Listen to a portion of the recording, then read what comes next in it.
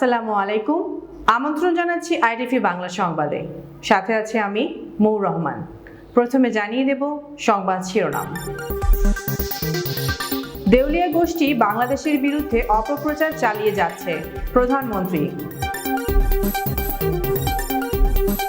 সন্ধ্যায় এভারকেয়ারে যাচ্ছেন বেগম খালেদা জিয়া। অবৈধ হজ যাত্রী শনাক্তে নতুন উদ্যোগ নিল সৌদি আরব। যুদ্ধবিরতি চুক্তি হোক বা না হোক, রাফায় অভিযান হবেই, নেতানিয়াহু। এতক্ষণ দেখছিলেন সংবাদ শিরোনাম, এবারে বিস্তারিত। প্রধানমন্ত্রী শেখ হাসিনা বলেছেন, অতি বাম ও অতি ডান সব এক হয়ে গেছে, সবাই মিলে শুধু আওয়ামী লীগ সরকার উৎখাত করতে হবে বলছে। বলেন, সব ক্ষেত্রে এগিয়ে যাচ্ছে বাংলাদেশ, তবুও রাজনৈতিকভাবে দেউলিয়া গোষ্ঠী বাংলাদেশের বিরুদ্ধে অপপ্রচার চালিয়ে যাচ্ছে। মঙ্গলবার গণভবনে আওয়ামী লীগের কার্যনির্বাহী সংসদের সভায় প্রধানমন্ত্রী একথা বলেন। শেখ হাসিনা বলেন, দেশ যখন এগিয়ে যাচ্ছে, বিশ্ব যখন প্রশংসা করছে, তখন কিছু মানুষ সমালোচনা করছে। যে যাই বলুক, শত্রুর মুখে ছাই দিয়ে এগিয়ে যাবে বাংলাদেশ। প্রধানমন্ত্রী বলেন, পদ্মা সেতুতে ইতিমধ্যে 1500 কোটি টাকা টোল উঠেছে। বাংলাদেশ যে পারে, এটাই তার প্রমাণ। ভোট চুরি করে ক্ষমতায় আসা দলের কাছে আজ গণতন্ত্রের কথা শুনতে হয়, মন্তব্য করে শেখ হাসিনা বলেন, যারা ভোট নিয়ে প্রশ্ন তুলছে তারা কেন বুঝছে না যে দেশবাসী এই নির্বাচনে ভোট দিতে পেরে খুশি। জনগণের আস্থা আওয়ামী লীগ পেয়েছে, কারণ মানুষ বিশ্বাস করে আওয়ামী লীগ তাদের উপকার করে। আওয়ামী লীগ সভাপতি বলেন, যুক্তরাষ্ট্র নিজের চেহারা আয়নায় না দেখে মানবাধিকার নিয়ে সবক দেয় বাংলাদেশকে। মার্কিন কোনো পুলিশের গায়ে কোনো রাজনৈতিক দল হাত তুললে কি করতো সেখানকার পুলিশ? কদিন আগে যুদ্ধের বিরোধিতা করায় সাধারণ মানুষের আন্দোলনে কি জুলুমটাই না করলো আমেরিকার পুলিশ। এটা তো মানবাধিকার লঙ্ঘন, এর জবাব কি? শিক্ষামন্ত্রী মুহিবুল হাসান চৌধুরী জানিয়েছেন, শিক্ষা প্রতিষ্ঠান বন্ধের ব্যাপারে আদালতের অন্তর্বর্তীকালীন আদেশের উপর তিনি শ্রদ্ধাশীল। তবে এই সিদ্ধান্ত মেনে বৃহস্পতিবার স্কুল বন্ধ নাকি খোলা থাকবে সে বিষয়ে খোলাসা করেননি। কিন্তু বিভিন্ন কারণে লার্নিং গ্যাপ তৈরি হচ্ছে, তা কমাতে শুক্রবারেও ক্লাস নেওয়ার সিদ্ধান্ত আসতে পারে। শিক্ষামন্ত্রী মুহিবুল হাসান চৌধুরী বলেছেন, বাংলাদেশের এক এক অঞ্চলের তাপমাত্রা এক এক রকম। এখন দক্ষিণ পূর্বাঞ্চল থেকে হাওর এলাকার তাপমাত্রা কম, তবে কিছুদিন পর অতি বৃষ্টিতে সেখানে বন্যা হলে পাঠদান বন্ধ রাখতে হবে। এজন্য প্রয়োজনে প্রাকৃতিক বিপর্যয় সহ বিভিন্ন ছুটির কারণে সৃষ্ট লার্নিং গ্যাপ কমাতে সাপ্তাহিক বন্ধের দিন শুক্রবারেও ক্লাস পরীক্ষা চালুর সিদ্ধান্ত আসতে পারে। জরুরি কিছু পরীক্ষার জন্য আজ বুধবার সন্ধ্যায় এভারকেয়ার হাসপাতালে যাচ্ছেন বিএনপি চেয়ারপারসন বেগম খালেদা জিয়া। বিষয়টি নিশ্চিত করেছেন তার ব্যক্তিগত চিকিৎসক অধ্যাপক AZM জাহিদ হোসেন। জাহিদ হোসেন বলেন, মেডিকেল বোর্ডের পরামর্শে কিছু জরুরি পরীক্ষার জন্য সন্ধ্যায় ম্যাডামকে এভারকেয়ার হাসপাতালে নেওয়া হবে। এরই মধ্যে হাসপাতালে নেওয়ার সব প্রস্তুতি নেওয়া হয়েছে। এখন কেমন আছেন জানতে চাওয়া হলে জাহিদ হোসেন বলেন, ম্যাডামের অবস্থা আগের মতোই। তিনি চিকিৎসকদের নিবিড় পর্যবেক্ষণে চিকিৎসা নিচ্ছেন। বিশেষ চিকিৎসকরা কিছু পরীক্ষা দিয়েছেন, সেটা করতে নিয়মিত চেকআপের অংশ হিসেবে ওনাকে এভারকেয়ারে নেওয়া হচ্ছে। ইসরায়েলের প্রধানমন্ত্রী বেনিয়ামিন নেতানিয়াহু বলেছেন, যুদ্ধবিরতি চুক্তি হোক বা না হোক, রাফায় হামলা হবেই। গাজায় এখন যুদ্ধবিরতি এবং জিম্মি মুক্তির জন্য একটি চুক্তিতে পৌঁছানোর চেষ্টা চলছে। তখন নেতানিয়াহু এই অভিযানের কথা বললেন। মঙ্গলবার হামাসের হাতে বন্দী জিম্মিদের স্বজনদের সঙ্গে এক বৈঠকে নেতানিয়াহু এই হুঁশিয়ারি দিয়েছেন। রাফায় আশ্রয় নেয়া ফিলিস্তিনিদের ঠিকমতো সুরক্ষা ব্যবস্থা না করা পর্যন্ত সেখানে হামলা না চালানোর ব্যাপারে যুক্তরাষ্ট্র বারবারই ইসরায়েলকে সতর্ক করে আসছিল। সেই সতর্ক বার্তা উপেক্ষা করেই নেতানিয়াহু এমন হুঁশিয়ারি দিলেন। তিনি বলেন, স্থল বিমানবন্দর শুরু করার জন্য দক্ষিণ গাজা উপত্যকার শহর রাফা থেকে বেসামরিক লোকদের সরিয়ে নেওয়া শুরু করেছে ইসরায়েল, এবং ফিলিস্তিনি ছিটমহল থেকে আইডিএফ এর বেশিরভাগ বাহিনীকে সরিয়ে নেওয়ার পরও যুদ্ধ চলবে। যুদ্ধবিরতি চুক্তিতে কিছু যায় আসে না। ইসরায়েলের প্রধানমন্ত্রী বলেন, আমরা যুদ্ধ চালিয়ে যাচ্ছি। রাফা থেকে থেকে বেসামরিক নাগরিকদের সরিয়ে নেওয়া শুরু করেছি এবং শিগগিরই সেখানে আক্রমণ শুরু হবে। ভারী বৃষ্টিপাতে সৌদি আরবে ব্যাপক বন্যা দেখা দিয়েছে। এতে জনজীবন বিপর্যস্ত হয়ে পড়েছে। গত 24 ঘন্টায় সৌদির বিভিন্ন এলাকায় বজ্রপাত ও ভারী বর্ষণ হয়েছে। মদিনা অঞ্চলের আল এইস এলাকার ভারী বর্ষণে উপত্যকা তলিয়ে গেছে। এতে রাস্তাঘাট সহ অনেক অবকাঠামো ক্ষতিগ্রস্ত হয়েছে। মদিনা অঞ্চলের স্থানীয় প্রশাসন বন্যার কারণে সতর্কতা জারি করেছে। স্থানীয় জনসাধারণকে সতর্কতা অবলম্বন করার আহ্বান জানানো হয়েছে। এদিকে মসজিদে নববীতে মুসল্লিদের বৃষ্টি উপভোগ করতে দেখা গেছে। বৃষ্টিতেই মুসল্লিদের নামাজ আদায় করতে দেখা যায়। সৌদির ন্যাশনাল সেন্টার অফ মেটিওরোলজি মদিনায় উচ্চগতির বাতাস সহ আরো ভারী বৃষ্টির পূর্বাভাস দিয়েছে। আফগানিস্তানের একটি মসজিদের ভেতরে গুলিতে 6 জন নিহত হয়েছেন। সোমবার রাতে দেশটির হেরাত প্রদেশের গুজারা জেলার আন্দিশের শহরের একটি মসজিদে এই হামলা হয়। তালেবান প্রশাসনের স্বরাষ্ট্র মন্ত্রণালয়ের মুখপাত্র আব্দুল মতিন কানি সামাজিক যোগাযোগ মাধ্যম এক্স এক পোস্টে বলেন, 6 বেসামরিক নাগরিক নিহত হয়েছেন। টোলো নিউজ বলেছে, মসজিদটি শিয়া সম্প্রদায়ের। গুলিতে মসজিদের ইমামও নিহত হয়েছেন।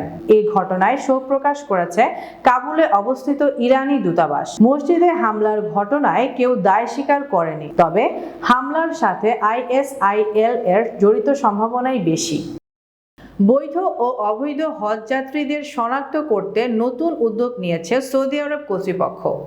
দেশটির হজ ও ওমরা মন্ত্রণালয় জানিয়েছে, বৈধ হজযাত্রীদের শনাক্ত করতে এবারের হজ মৌসুমে প্রত্যেককে আলাদা করে একটি ডিজিটাল ট্যাগ দেওয়া হবে। মূলত অবৈধ হজ পালন নিরুৎসাহিত করতে এ উদ্যোগ নেওয়া হয়েছে। গণমাধ্যমের প্রতিবেদনে বলা হয়েছে, বিদেশি হজযাত্রীদের প্রথম দলটি সৌদি আরবে পৌঁছাবে 2 সপ্তাহেরও কম সময়ের মধ্যে। ঠিক তার আগেই অবৈধ বিদেশি হজযাত্রীদের রুখতে এই উদ্যোগ নিল দেশটি। সৌদি আরবের হজ বিষয়ক মন্ত্রী তৌফিক আল রাবিয়াহ চলতি সপ্তাহে ইন্দোনেশিয়ায় বৈধ হজযাত্রীদের জন্য একটি করে ডিজিটাল নুসুক কার্ড দেওয়ার প্রকল্প শুরু করেন। এই কার্ডগুলো ইন্দোনেশিয়া থেকে সৌদি আরব যাওয়া হজযাত্রীদের দেওয়া হবে। ডিজিটাল এই নুসুক কার্ডে সংশ্লিষ্ট হজযাত্রীর প্রয়োজনীয় সব তথ্য মজুদ থাকবে এবং হজের জন্য পবিত্র কাবার প্রাঙ্গণে প্রবেশ করতে চাইলে এই ডিজিটাল কার্ড অবশ্যই প্রদর্শন করতে হবে। এছাড়া হজের অন্যান্য আনুষ্ঠানিকতা পালনেও বিভিন্ন জায়গায় এই ডিজিটাল কার্ড দেখাতে হবে। ক্ষমতায় আসলে 7টি মুসলিম দেশ থেকে যুক্তরাষ্ট্রে প্রবেশে নিষেধাজ্ঞার পুনর্বহাল, অভিবাসন প্রত্যাশীদের প্রবেশ বন্ধ করে সন্ত্রাসীদের তাড়ানোর কর্মসূচি শুরুর আগাম হুঁশিয়ারি দিয়েছে সাবেক প্রেসিডেন্ট ডোনাল্ড ট্রাম্প। উইসকনসিন অঙ্গরাজ্যের ওয়াউকেশা কাউন্টিতে নির্বাচনী প্রচারে এই মন্তব্য করেন ট্রাম্প। ফিলিস্তিনের পক্ষে আন্দোলনরতদের ধরপাকড়ের ঘটনা উল্লেখ করে বলেন, দৃশ্যটি খুব সুন্দর, খুব ভালো কাজ করেছে নিউ ইয়র্ক পুলিশ বিভাগ। শিক্ষার্থীদের আন্দোলনে কলম্বিয়া বিশ্ববিদ্যালয়ের সম্মানহানি হয়েছে বলেও মনে করেছেন তিনি। শিক্ষার সুষ্ঠু পরিবেশ ফেরাতে অন্য ক্যাম্পাস থেকে তাঁবু আর বিক্ষোভকারীদের উচ্ছেদের ব্যবস্থা নিতে বিশ্ববিদ্যালয় প্রশাসনের প্রতি আহ্বান জানিয়েছেন ট্রাম্প। সমালোচনা করেছেন প্রেসিডেন্ট জো বাইডেনের এ বিষয়ে নিশ্চুপ থাকায়। ট্রাম্পের দাবি, তার মতো ইসরায়েলকে এত জোরালো সমর্থন করেন না বাইডেন। সৌদি আরবে নারীদের পক্ষে কথা বলায় এক তরুণীকে 11 বছরের কারাদণ্ড দিয়েছে সরকার। মূলত নারীর অধিকার ও পোশাকের স্বাধীনতা নিয়ে কথা বলায় তাকে কারাদণ্ড দিয়েছেন সৌদি আরবের একটি আদালত। শাস্তিপ্রাপ্ত ওই তরুণীর নাম মানাহেল আল উতাইবি। এর আগে দেশটির আইনে সন্ত্রাস বিরোধী ধারায় তাকে গ্রেফতার করা হয়। আন্তর্জাতিক গণমাধ্যমের খবরে বলা হয়েছে, প্রথমে মানাহেল আল উতাইবিকে গোপনে কারাদণ্ড দেওয়া হলেও পরে তা স্বীকার করে সৌদি কর্তৃপক্ষ। দেশটি জাতিসংঘের মানবাধিকার হাইকমিশনারের কাছে পাঠানো এক চিঠিতে স্বীকার করে যে চলতি বছরের 9 জানুয়ারি আল উতাইবিকে 11 বছরের কারাদণ্ড দেওয়া হয়েছে। সৌদি সরকারের দাবি, ওই তরুণী যা করেছেন তা দেশটির আইন অনুসারে সন্ত্রাসবাদী কর্মকাণ্ড। জানা যায়, মানাহেল আল উতাইবি একজন স্বীকৃত শরীরচর্চা প্রশিক্ষক। তিনি তার সামাজিক যোগাযোগ মাধ্যম অ্যাকাউন্টগুলোতে প্রায়ই নারীর ক্ষমতায়নের পক্ষে কথা বলতেন। সর্বশেষ 2022 সালের নভেম্বরে তাকে গ্রেফতার করা হয়। তার বিরুদ্ধে সৌদি আরবের সন্ত্রাস বিরোধী আইনের একটি ধারায় মামলা দায়ের করা হয়। সেই ধারা অনুসারে কেউ অনুমোদন ছাড়া তার ওয়েবসাইট ব্যবহার করে সংবাদ, বিবৃতি, মিথ্যা বা গুজব সম্প্রচার বা প্রকাশ করলে তা সন্ত্রাসবাদ বলে গণ্য হবে। সামাজিক মাধ্যমে একটি ভিডিও ঘুরে বেড়াচ্ছে যেখানে দেখা যায় বিশ্বসেরা সাকিব আল হাসান চিত্রনায়ক জায়েদ খানের স্বর্ণের আইফোন সুইমিং পুলের পানিতে ফেলে দেন। ইতোমধ্যে সেই ভিডিও ভাইরাল হয়েছে।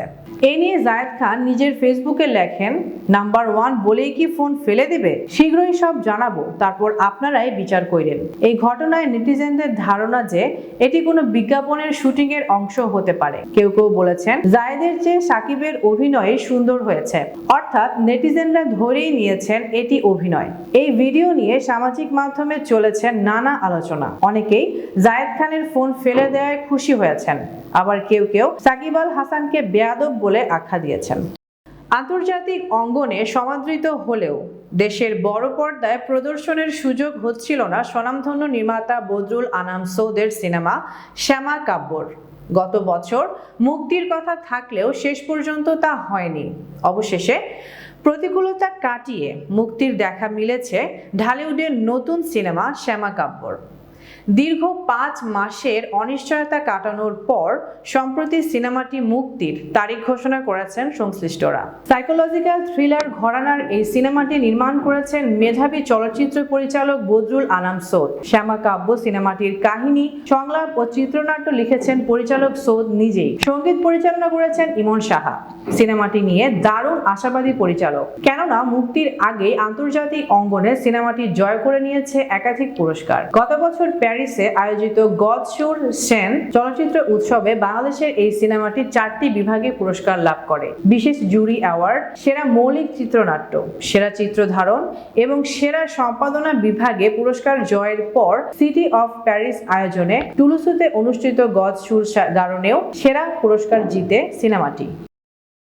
ভিনিসিউসের জোড়া গোলে বায়ার্ন মিউনিখের মাঠ থেকে ড্র করে ফিরেছে রিয়াল মাদ্রিদ।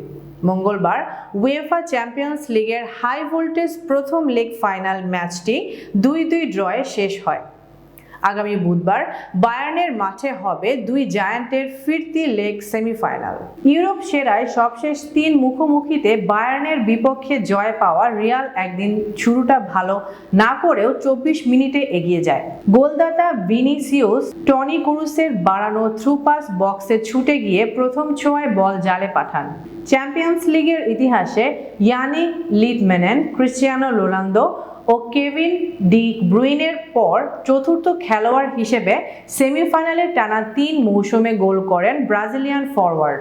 ঘরের মাঠে শুরু থেকেই আধিপত্য দেখানো বায়ার্ন দ্বিতীয়ার্ধে 4 মিনিটের ব্যবধানে 2 গোল করে এগিয়ে যায়। 53 মিনিটে লেরয় সানে, 57 মিনিটে হ্যারি কেইন পেনাল্টি থেকে লক্ষ্যভেদ করেন। ডি বক্সে জামাল মুসিয়ালাকে ফাউল করেছিলেন লুকাস ভাস্কেস। চলতি আসরে কেইনের গোল হলো 8টি, যা কিলিয়ান এমবাপের সঙ্গে যৌথভাবে সর্বোচ্চ। বায়ার্নের জার্সিতে সব প্রতিযোগিতা মিলিয়ে এই মৌসুমে গোল হলো তার 43টি। 83 মিনিটে ভিনিসিউসের সফট স্পট লিগে সমতায় শেষ হয় 2 পরাশক্তির রোমাঞ্চর লড়াই। বক্সে রদ্রিগোকে ফাউল করেছিলেন কিম মিন জায়ে। এই ছিল রাতের সংবাদে। জানিয়ে দেব শিরোনামগুলো আরও একবার। দেউলিয়া গোষ্ঠী বাংলাদেশের বিরুদ্ধে অপপ্রচার চালিয়ে যাচ্ছে, প্রধানমন্ত্রী। সন্ধ্যায় এভারকেয়ারে যাচ্ছেন বেগম খালেদা জিয়া। অবৈধ হজ যাত্রী শনাক্তে নতুন উদ্যোগ নিল সৌদি আরব। যুদ্ধবিরতি চুক্তি হোক বা না হোক, রাফায় অভিযান হবে নেতানিয়াহু। ITV বাংলার পরবর্তী সংবাদ দেখার আমন্ত্রণ জানিয়ে শেষ করছি। ধন্যবাদ সবাইকে।